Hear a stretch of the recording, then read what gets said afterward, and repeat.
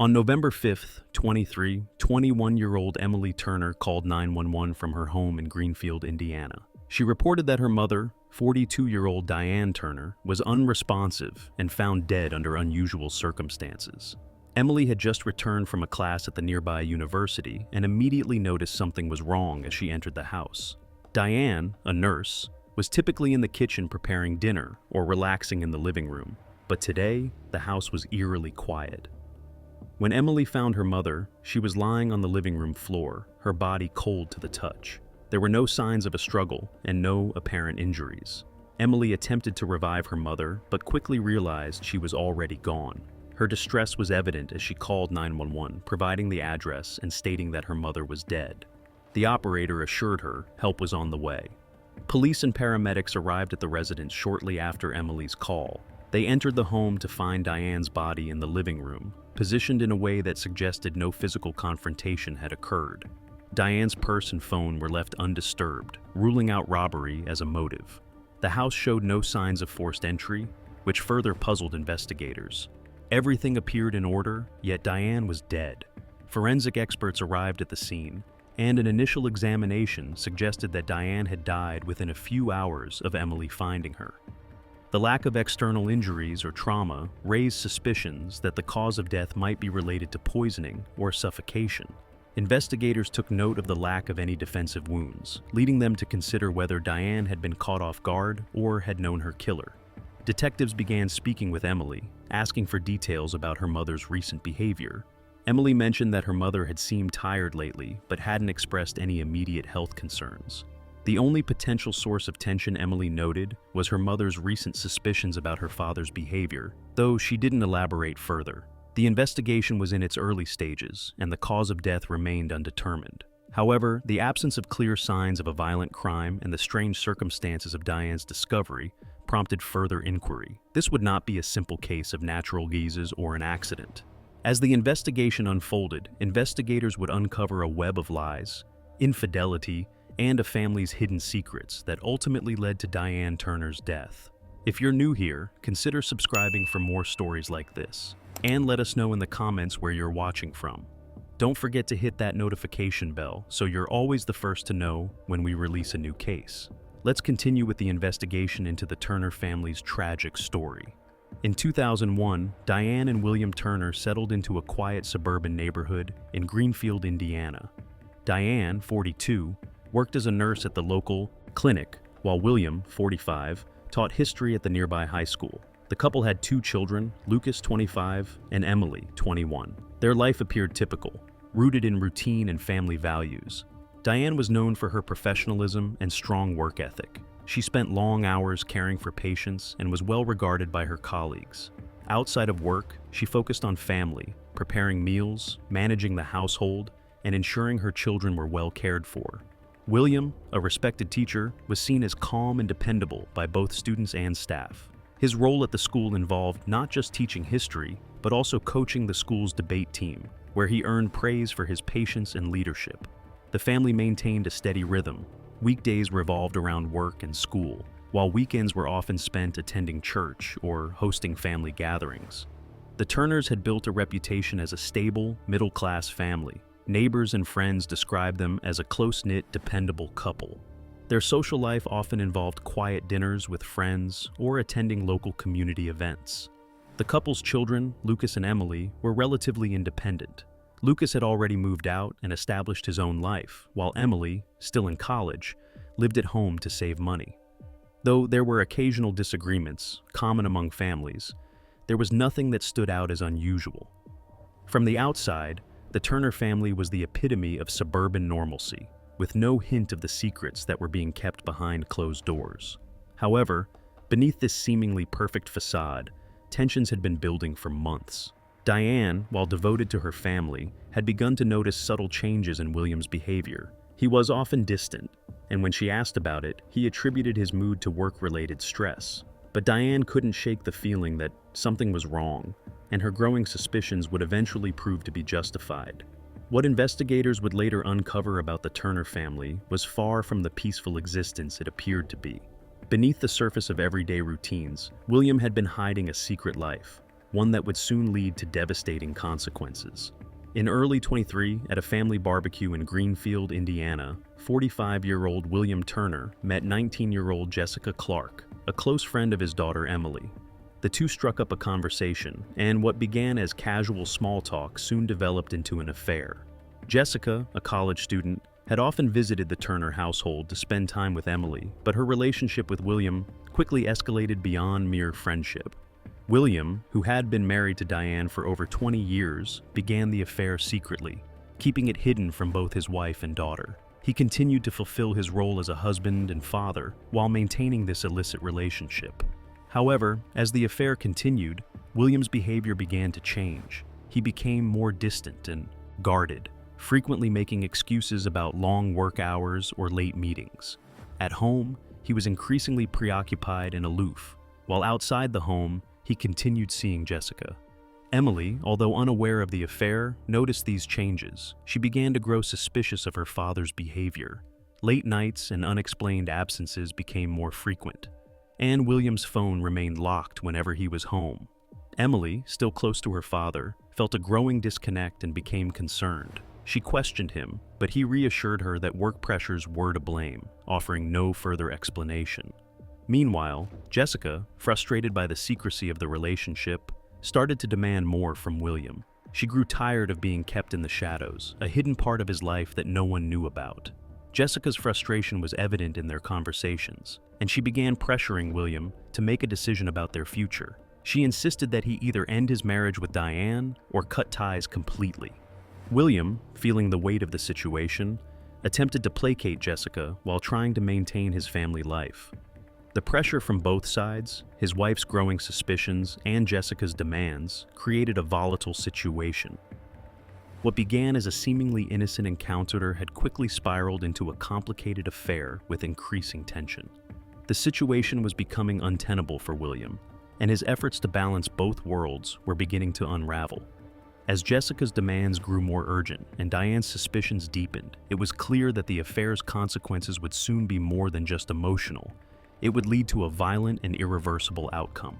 By October 23, Diane Turner had grown increasingly suspicious of her husband, William. Small, yet troubling changes in his behavior began to accumulate. His phone, once easily accessible, was now locked at all times. He was frequently unavailable in the evenings, and his explanations for these absences became increasingly vague. Diane, who had always trusted her husband, started to question his actions. When she confronted him directly, William offered nothing more than excuses, claiming it was just work stress.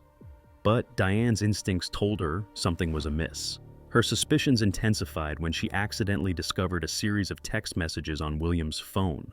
These messages, exchanged between William and Jessica Clark, revealed the truth. William had been having an affair with Emily's 19-year-old best friend for months. Diane's worst fears had been confirmed. The messages detailed not only the nature of the relationship, but also the secrecy and deceit that had defined it. The affair had been ongoing for far longer than Diane had suspected, and the impact of this discovery was immediate. Diane confronted William that evening, demanding an explanation. She asked why he had kept the affair hidden and why he had lied to her for so long. William caught off guard, admitted to the affair, but insisted that it was over. He claimed that Jessica was no longer a part of his life, and that he was committed to making things right with Diane. He apologized repeatedly, hoping his words would alleviate the tension. However, Diane was no longer willing to accept his reassurances. The betrayal had shattered her trust, and despite William's attempts to calm the situation, the damage was irreversible. Diane knew that she could no longer ignore the truth, and the emotional toll of the affair weighed heavily on her. The family dynamics began to fracture. Diane, who had always believed in the strength of her marriage, now faced the reality of her husband's deception. As Diane made it clear that their relationship could not continue as it was, William, feeling cornered and facing the possible end of his marriage, began to panic. He knew that the truth was out, and the fallout from his actions was inevitable. His wife's emotional distress, combined with Jessica's escalating demands, created an unbearable pressure. What had once been a secret affair now became an undeniable source of tension, one that William could not escape.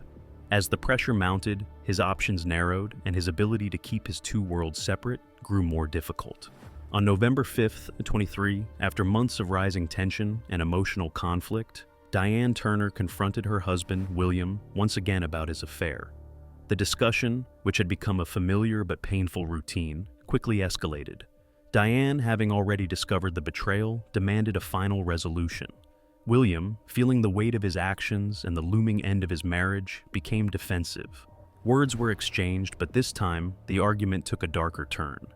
As the confrontation grew more intense, William, in a moment of panic and anger, retrieved a handgun that he had kept hidden in the home. This was not the first time that the couple had argued about the affair, but it was the first time that the argument would end in violence. William, cornered by the truth and unable to control his emotions, raised the weapon. Diane, still reeling from the discovery of his infidelity, was taken off guard as William fired. The first shot struck Diane at close range in the living room. She fell to the ground, but the impact did not immediately end the confrontation.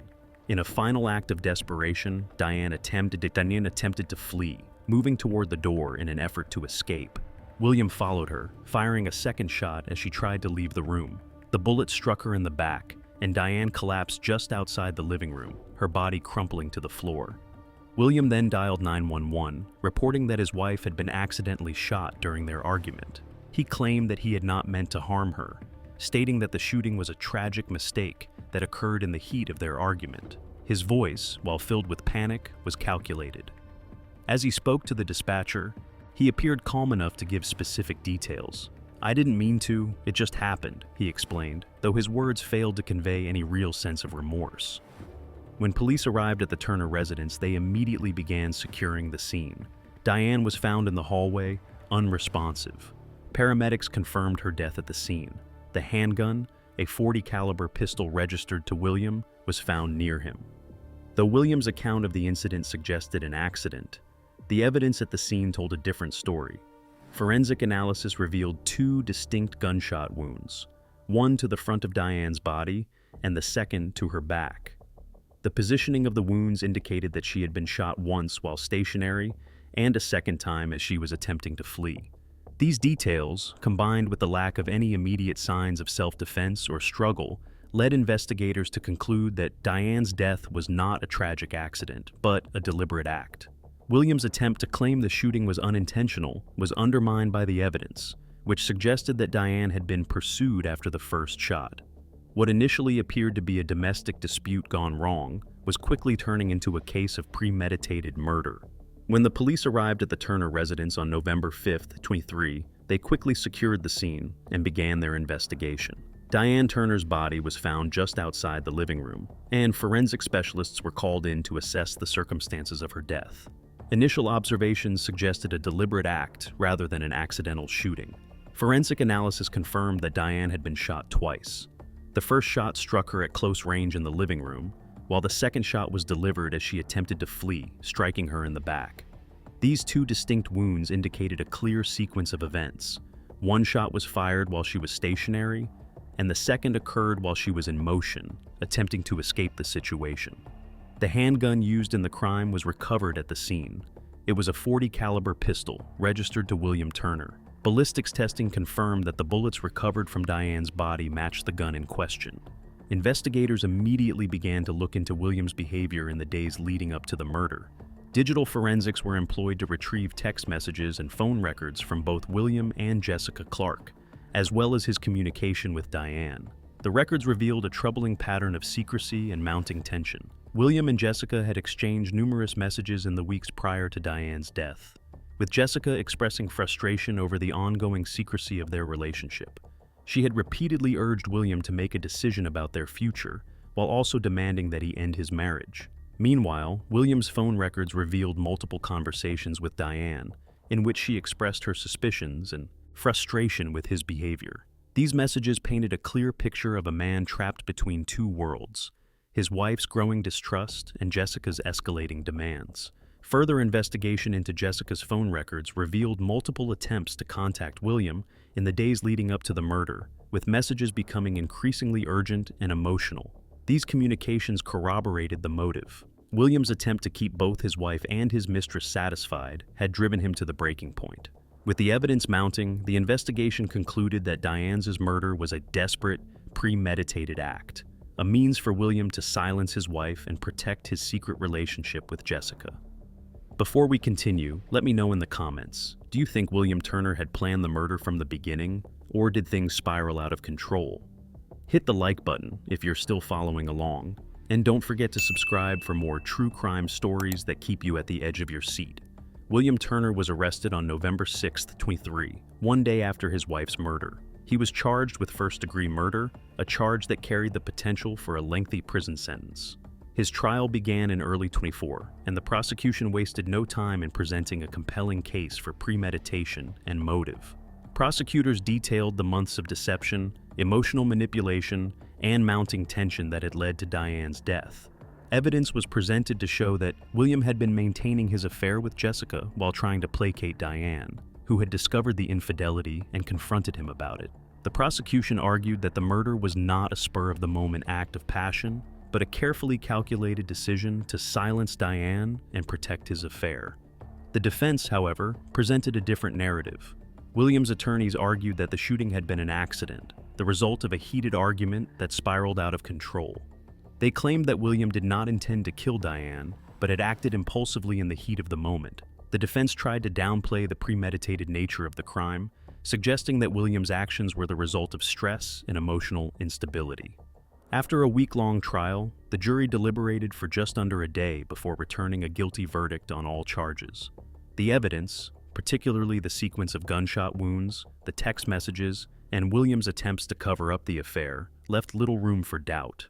William Turner was sentenced to life in prison without the possibility of parole. Jessica Clark, while not directly involved in the murder, was charged with conspiracy to commit murder. Investigators determined that she had played a role in escalating the situation and pressuring William to make a decision about their relationship.